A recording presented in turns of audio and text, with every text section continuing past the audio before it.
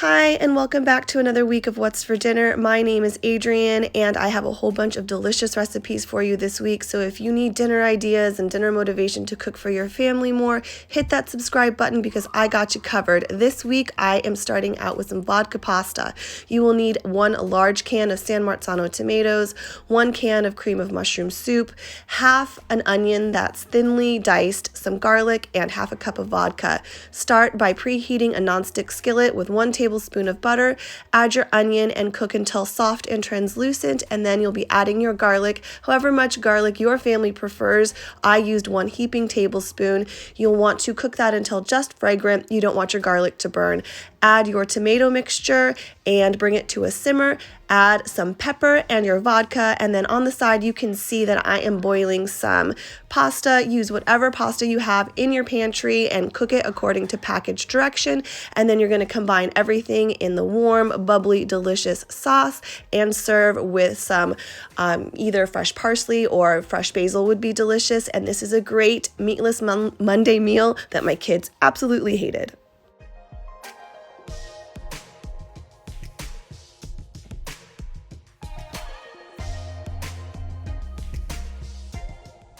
The next meal I have for you is chicken lettuce cups, and this is a great way to use up items that are in your fridge. Anything Asian flavored inspired will work. You're going to cut up 1 package of chicken tenders, really small because you want this to come together relatively quickly. And then I'm going to be making a sauce out of some stir fry sauce, rice wine vinegar, ponzu, and some mirin, and you can literally use whatever is in your fridge. And you're also going to be adding 1 tablespoon of cornstarch to the sauce, and then I'm also using veggies that I have on hand. I have some carrots, water chestnuts, and soybeans, but you can customize this to whatever your family prefers. You could use some mushrooms or celery. Really, anything will work. You're going to preheat a nonstick skillet with some stir fry oil. I found this stir fry oil in the Asian section of my supermarket, and you're going to add your chicken and cook it until browned. Add your veggies and then add your sauce, and then you're going to put everything in a lettuce cup, add it a little green onion, some crunchy chow mein noodles, and I put some sriracha mayo on top of this, and this was absolutely delicious. My husband and I loved it. It is light yet satisfying, and my kids absolutely hated it.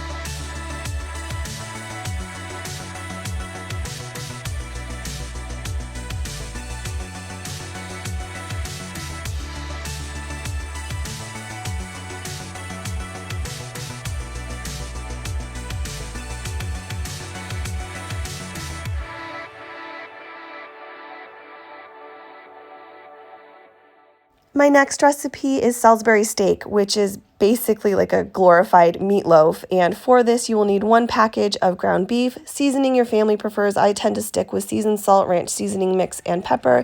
And then about 1 tablespoon each of ketchup, mustard, and then Worcester sauce. 1 egg that's been beaten, and about half a cup of panko. You're going to mix it with your hands and combine it into 4 equal portions.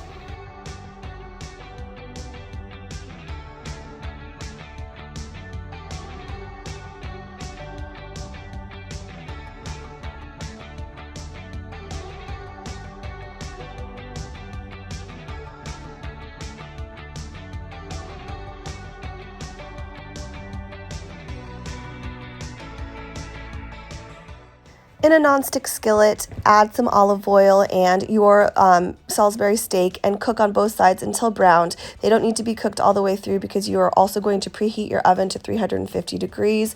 And while the meat finishes cooking, you're going to make your sauce. I am using a package of onion soup mix and 1 tablespoon of cornstarch and about 3/4 of a cup of water. This is pretty salty, so you're going to want to go light on the gravy, but this was so good. Kids score. My daughter was like so offended by this meal, and my son tried the meat. So hey, that's a win.